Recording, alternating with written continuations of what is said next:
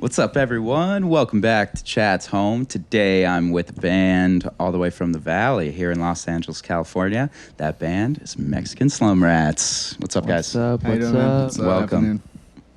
Yo, yo. This has been a long time coming. I feel like we've been trying to get together for a while, so glad to have you guys here. Apologies for that, but it's no worries. the day is finally here. Yeah, we made it. So you guys have been together as a band. Like, this has been the lineup for pretty much the whole time you've been a band, right? Yeah. That's crazy. What's the secret? How do you guys stick together? Friends first. I think it all is like built on a foundation of friendship. I met him first in middle school. I didn't like him at first, but like over time we just became like pals or whatever. And then we met him like in middle school as well, but we didn't really start hanging out till high school. Yeah.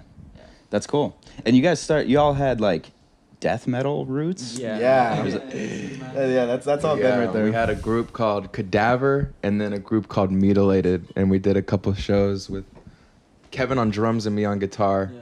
Because we're always doing musical things together, but this version worked, so. Yeah, I was going to say, was there ever a point in time where Mexican Slum Rats was going to be a death metal band? I think we were like, because we were in high school, we were a lot younger. A lot of that stuff was really fun to play when you're really young. And there's a lot of death metal actually going on in the Valley, a lot of local shows with a lot of metal bands. So I think that's how we were trying to like get ourselves out there and start playing live, because that's what we love to do, is playing live. Yeah. But yeah, a couple death metal bands for sure. Nice. Was that like a Phineas and Ferb microphone or something? Damn. Was that a thing? I feel like I'm on Nardwar right now. Even I'm thinking about literally I was like, holy shit. Yeah, definitely. Well, I mean, it was like a Phineas and Ferb, those karaoke machines they used to sell at Target. Yeah. Hell yeah. Use those. Good Do some times. creator riffs in the garage. Somehow it turned into a surf rock band. That's great. And so when you went to start writing the EP, because you did most of the first EP, right? I did Slumrat, and I did the album after that. Yeah. Yeah, I did those in my bedroom. Yeah. I made them off a pirated version of Logic, and I used like a blue snowball. Like that was like all like I had. And Dang. like, and to this day, like if you like, I guess for me, like if you like pirate something and it's like, all right, but like you better make something good, because like like you're stealing, I guess, like people's money or whatever. But like I'm really glad that like back in those days I was into like the pirating like scene, I guess, because like I found like that program through like just going through a Pirate Bay and shit, like, and I was like, oh, like fuck it, I'll download this, and then it just turned into something like that I could like, I guess, like get lost in as well. Yeah. So dang. Shout out to Logic. Do you remember the first like demo that you made? Yes, it's called The Room. It's on our Bandcamp right now. It's it's the first song I ever uploaded. It's the first song I just made. It took me like a month like to really like upload it, because that's like your first thing, it's like the first thing you make, so it's like it's kind of scary. It's like your baby. But I think like after I did that, and like and the feeling like that I got from that, like I think that's when I was like, okay, I'm gonna do something with these guys, and we can get this off the ground. And, amazing. Yeah. Hey everyone, we're Mexican Slum Rats. We're here in the home of chats. The song is called Come Meet the Family.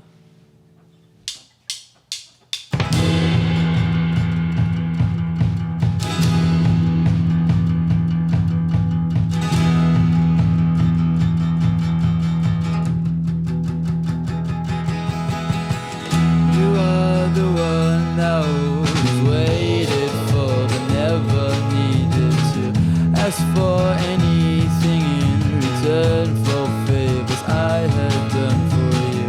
Oh,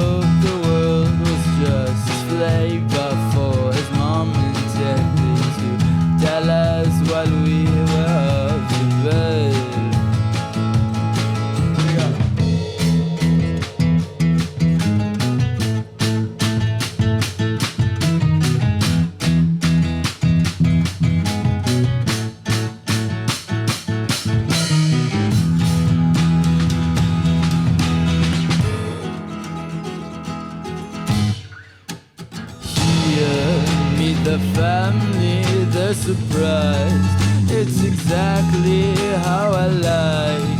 Come and give me all the rights for you, dear. And here, meet the family, they're surprised. It's exactly how I like.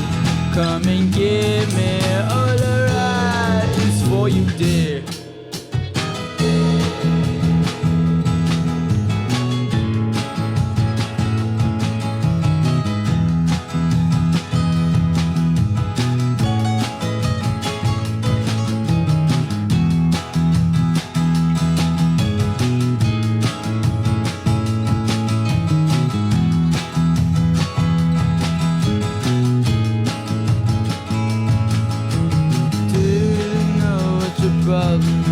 I was trying to explain all your compliments. Why don't you give yourself a chance? You're getting away.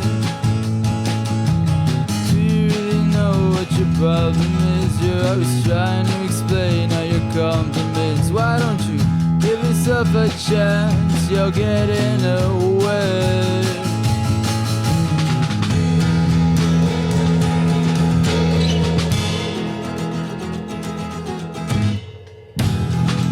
Meet the family, they're surprised. It's exactly how I like. Come and give me all the rights for you, dear. And here, meet the family, they're surprised. It's exactly how I like. Come and give me all the rights for you, dear.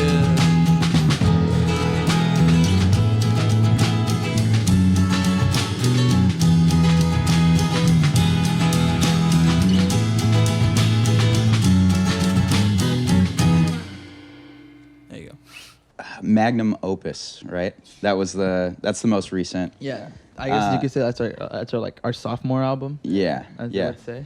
It's a super bold title. I love that. Yeah, most definitely. At the That's- time, I was like, oh my god, this is the shit. Like, I mean, like, I feel like as a musician, like, there are gonna be like a lot of moments where like you feel like this is like where I'm at and this is like my best, and I feel like for that album, for that year, like that was like my peak in music and writing and all that, but yeah, I like it was just like I think I was at work and I was like, oh, Magnum Opus, like there we go, that's it. And I think I wrote it down in my notes somewhere and I put it in my pocket, and then I found it at the end of the day, like when I was taking a shower, like I took out all the stuff in my pockets and I was like, there it is, Magnum Opus. I was like, That's all right, cool. there we go.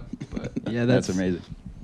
Yeah, man, I love that album. Yeah. That's a great album. Yeah. I think for that album it was like also like a really like hard time for the band because like we weren't as organized as we are now. You know, like a lot of that album when we put it out, it like I think we knew like probably like the 4 or 5 songs of it. Like We didn't know all of it. the first 5 songs off of that album, and like the rest I put it out because I was like, fuck, dude, like it's done. Like I just want to put it out, and like.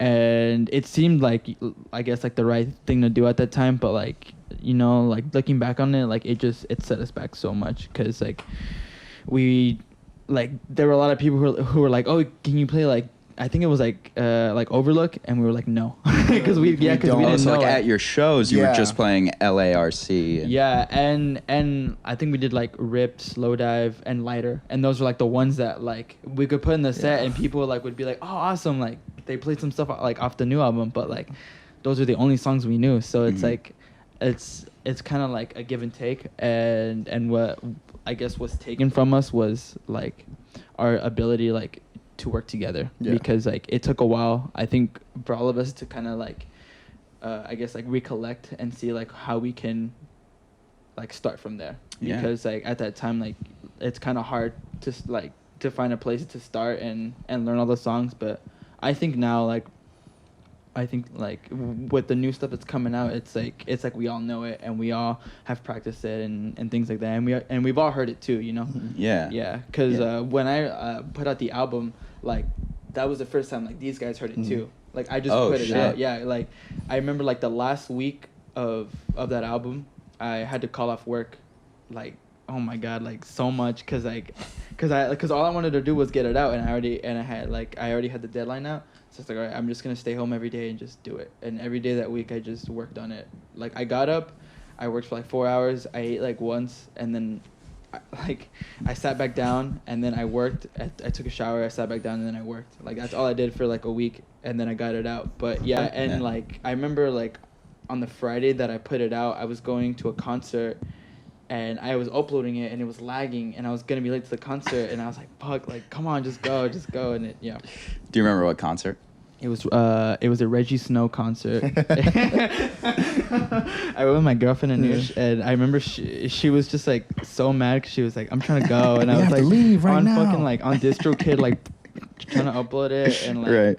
I remember like I got home from work and I was also like I was still recording riffs, but like at that time like I had like such a flow that I just knew how to mix it in like 10 seconds really, but. Yeah. I'm gonna pass this over. No, I was gonna say. I mean, it makes sense. It's pretty complex. I feel like you guys kind of weave in and out of like punk sensibilities, melodic sensibilities, like even within the same song sometimes. Yeah. Like my favorite song on the record, "Spirited Away." That's a lot of people like that one too. Yeah, That's it's a good so song. good. And that's funny that you bring up the live thing, because I was like, how the hell do these guys play this song live? No, 'Cause yeah. I mean, We just don't. That's the answer. We just don't. I think like we can definitely we can do it, and we've had like these practices where I'll bust out the riff and then we'll play it for a second because we've all heard it, and then we're just like, all right, like let's do the songs, because we don't know the whole thing. But no, we can we can play the whole album. It's just like we have to take the time out and to actually sit down and be like, all right, let's try to remember, because some of the older songs too, we know, of course we know how to play it, but it also has to do with okay, but how did we play it when we actually recorded it, or did it like that? And so we have to just kind of go back into our memory and just be like, how do we do it, and just kind of sit down and have a conversation between the four of us, saying all right, what goes here, what goes here. And a lot of times it has to be if we were gonna play the whole album, we'd have to refer back to the actual recordings and be like, all right, so what did we do here, and then just kind of go from there. Yeah, but makes sense. I feel like now it's already kind of I wouldn't say it's too late, because I don't think anything is too late, but right now. Our main focus is to get all the new stuff out, because I feel like the newer stuff is a lot more exciting in my opinion.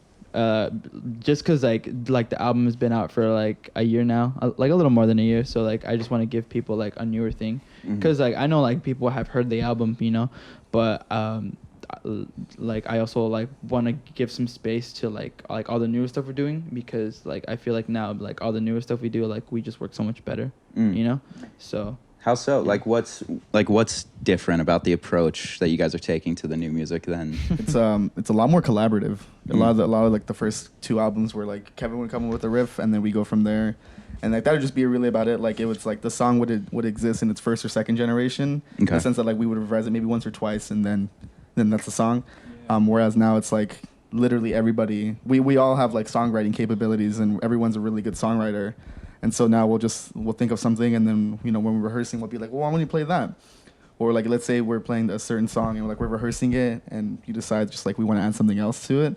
We'll just decide right then and there okay, well, why don't we just add this part? So it's a lot more collaborative, and we all gel a lot more easily. And just the songwriting, we all have really similar styles of songwriting, so it really just makes it easier to be able to make music together, because we understand each other just on a musical level. Yeah. Yeah. Makes sense. I would say that. What I had mentioned earlier, how you guys kind of live in both worlds of fast, edgy punk music, and then also really beautiful, kind of slower melodic music. Is the newer stuff leaning in any direction specifically, or is it still kind of live in both worlds? I think it's with all of the albums that we put out, I want the listener to kind of feel it's all the power it has in a riff, or the ferocity of a song, and with the new stuff we are allowing the writing and the riffs to do a lot of the work, so it is still I think now it's a lot more slower, but there are gonna be parts that are super hard and heavy, but a lot of it is all I can say is it's just pretty. It's just it's It's pretty to like to listen to like on a nice like spring day. Like that is like the main idea I have in my head now. Mm-hmm. Like I don't know how to say it. It's kind of like you're swaying. Yeah, I think what Kevin said is like really perfect. Is that I think a lot of the first two albums, even the EP, was like really washed in like effects, like reverb, delay, and like stuff in either like vocals or just like the actual instrumentation. This album is, in my opinion, a little bit more stripped back, and you can really hear and let the music shine through from the bare instruments. You know, you hear a guitar and it sounds like a guitar, but it sounds like different. Organic. Yeah, it sounds organic. Yeah, that's the perfect word to describe it. It sounds organic. You know, a bass feels like a bass. The drums feel like the drums, and it hits you in a certain way. And I think there's like a certain beauty and simplicity to that, to actually having that simplicity of just being just a straight instruments, that you get a different sound, a little bit more organic and authentic feel. Yeah. That I think actually just translates to the actual music itself. Yeah, that's great. Yeah, I just want to add, I think it definitely sways maybe towards the opposite of the punk end. Yeah. I think definitely when we started, we wanted to be like Edgy punk kids. a fast, well, you know, like we wanted to punch people in the face, you know? We wanted people to want to watch us, you know? So I think as we progressed and found our following, it's like, oh, you know, we can write a softer song. Yeah. Or, you know, get a little weird with it if we want to, you know? If we think it sounds good, if we think other people think it sounds good, then let's do it. But I think with every release, it's gotten a little further from punk. Yeah. That's not to say during the live shows, we give it all like a punk show, you know? So It's I like, think the word punk is really interesting and how you could use it because, you know, I hear Phil Anselmo talking about how the Smiths were such a hardcore band. Yeah. Because, you know, even though their guitars were clean the whole time and they were singing about loneliness or whatever, you know, Morrissey was talking about, it was still hard hitting and it was still fast and it still punched you in the face. So that isn't going anywhere. Right. So, but, you know, just less punk beats. I think a little more interesting. I think as I progressed as a drummer, the music has definitely changed a bit because we always played guitar together growing up. I think I still feel, you know, maybe a little more like a guitarist than a drummer at times. And yeah, that's why there was those couple shows where I was MIA. Yeah. MIA. No, that's a good way to put it. MIA. Yeah. But yeah, I feel definitely with every release, it's getting a lot more cerebral. Yeah. A lot more Mature. Yeah, I guess you could say. I think we haven't really brought this up with like some of the music, and I feel like it'd be a great place to like say, but like some of the new songs are, dare I say, like a little bit more like synthy. Like there's like some more like there's like electronics added to the song that. You know, we're not becoming like an EDM band or anything like that, but there's like I think like I don't want to speak on it too much, and there's a reason why we haven't spoken on it too much, but I think it's like just good to say that there's a different sound to the actual song. An added element. Yeah, we added a new element to some of the songs that actually changes it up completely. So that's really exciting to be able to be creative with, and I think, you know, when people see like the live show, they'll like the one that we're gonna do today, but also like in the near future, once, you know, we release it, they'll see like something different, and hopefully they'll enjoy it. Yeah. Try not to stay sterile. Yeah. No, that makes total sense. But I feel like it like it's not gonna be like obnoxious, you know, like it's like when we like write these songs, like I make sure that like every instrument is playing a part in the song, and it doesn't feel like it's just like there, you know, like it has to like add something.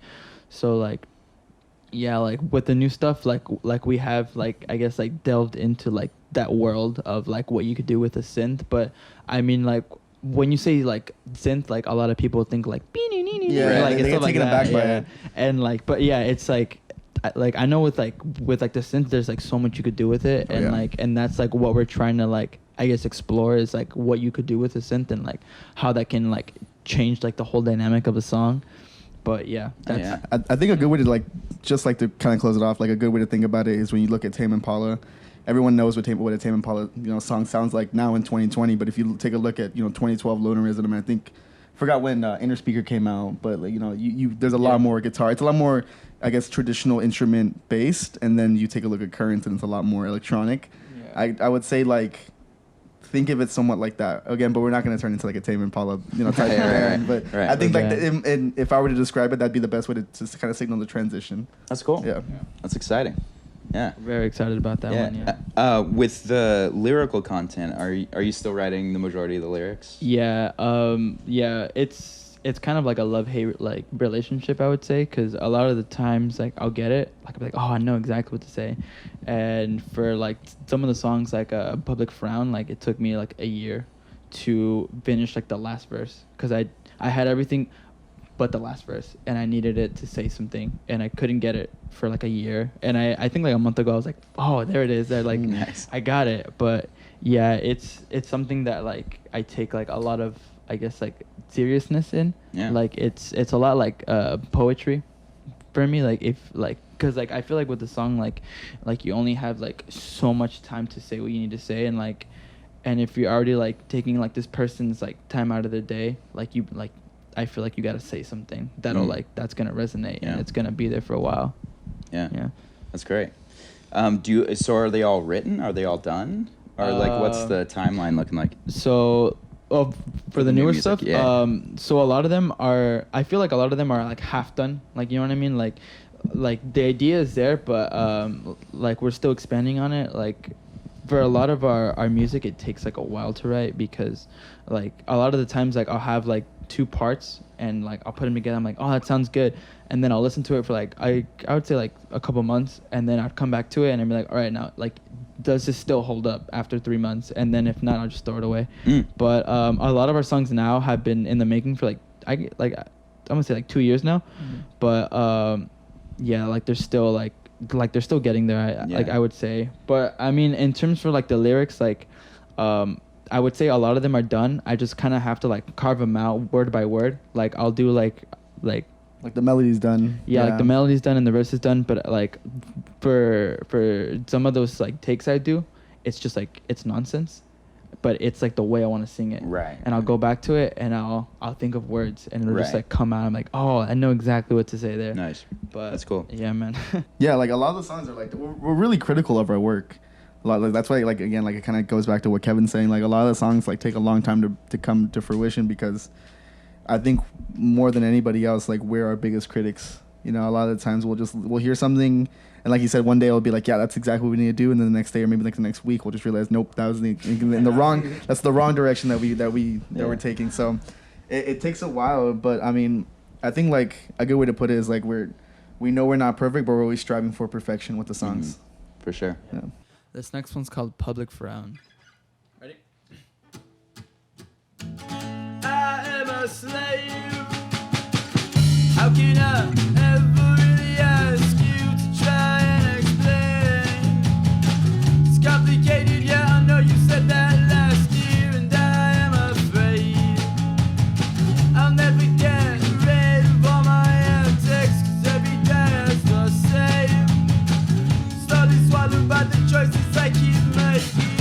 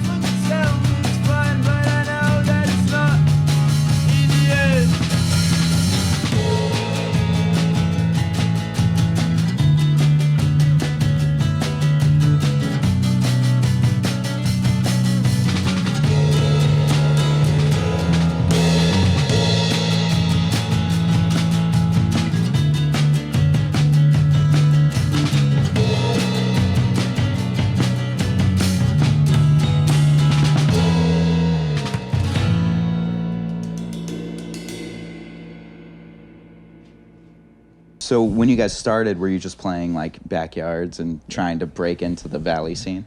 Yeah, backyards. My garage was that was a good really night. fun one actually. Yeah, that was a You good played night. in your garage? Yeah.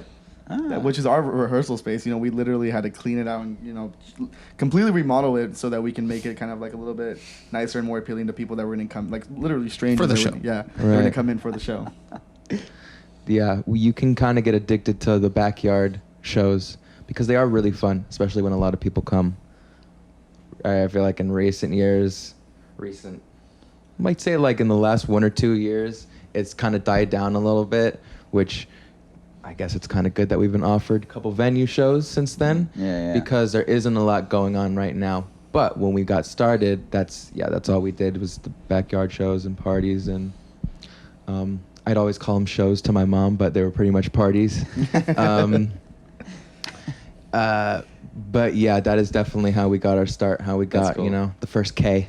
That's cool. Yeah. Didn't you like break your drumsticks and play with tree branches Oh, or something man, like that's- that? Nah, I don't think that was No, that was that actually happened, and that night was crazy because that was I think like it was our second show, and we As the Slum Rats. yeah, and Okay. then one thing. Well, it was like one thing happened after another with the drum set. Ben, One might call it a shit show. Yeah.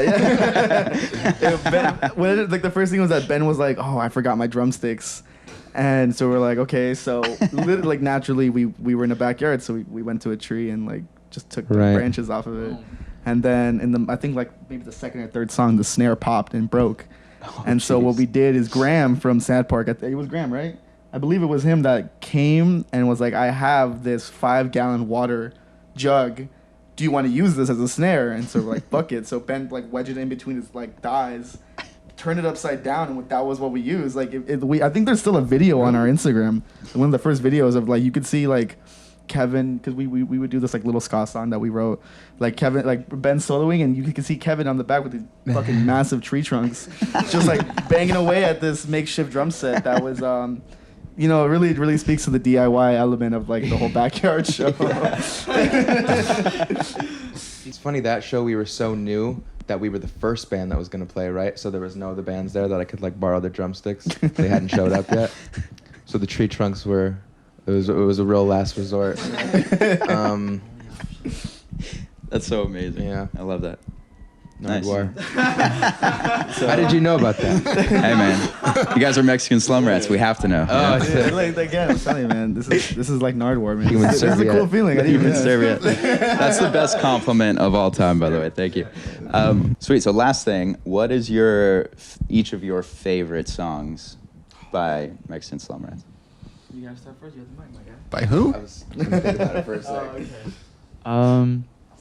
I'll tell you my least favorite. I can tell you my Yeah. least favorite too. Bad Girls Club. Yeah. That song is good to play and all that, but I think it's just because like we just played it a lot, but It's cherry pie. It's so- yeah, it is it's our like cherry it's- everyone pie. loves It's our that song, cherry too. pie, dude. But hey, man, like I can't complain, you know. So like, my favorite song I would say probably Publique Froun right now. Yeah. Because that one does indeed go quite stupid live.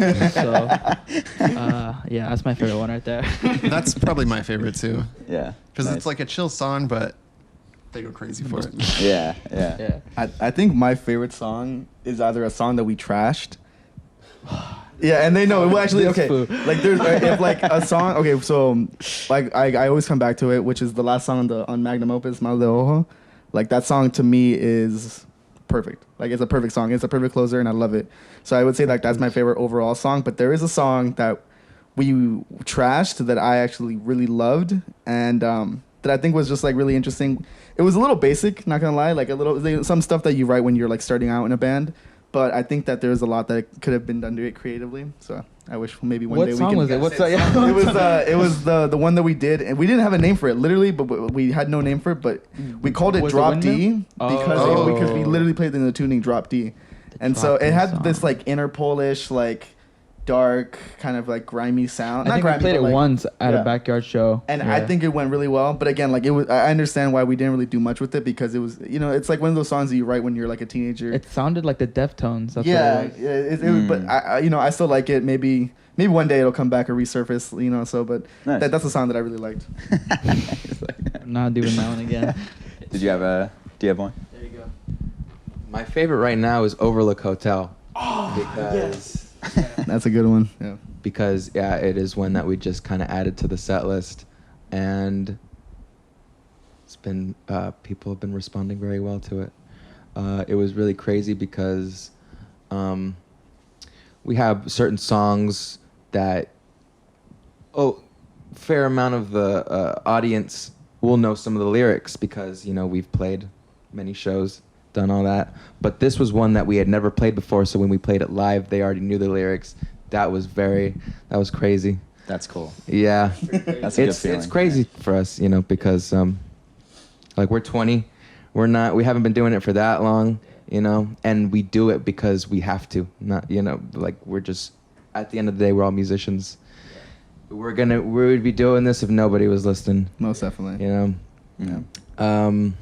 But yeah, Overlook Hotel. Overlook Hotel would probably be my favorite. Amazing. Love it. Cool. Was there anything else you guys wanted to just throw out there? What's your favorite Slumrat song? I already answered that. Spirited Away. Okay. yeah, you did. I forgot. You did. Dang, man. You're not even listening. You're not even listening. Actually, I have one thing like a closer that like was kind of like a closer.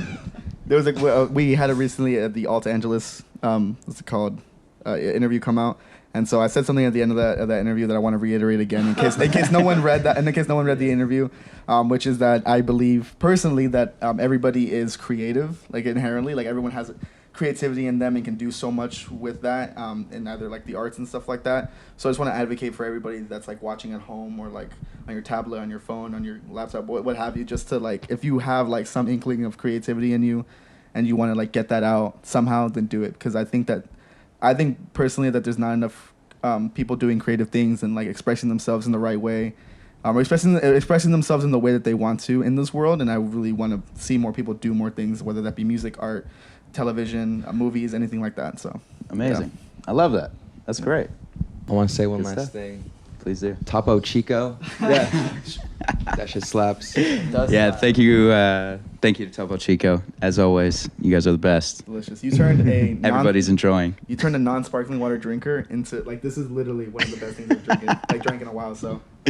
And we're not paying him to say that. That was all a natural, organic review. I offered this and I was like, I have to. Like, it's delicious. I love it. I love it. Well, awesome. Thank you guys so much for coming in. Finally, it was good to meet you. I'll link your socials in the description. Mm-hmm. And yeah, all good. Perfect. Thank you Let's so much. get into some music. Let's do it. Can't wait. Thank you, Chad. All right. This last one's called Farewell.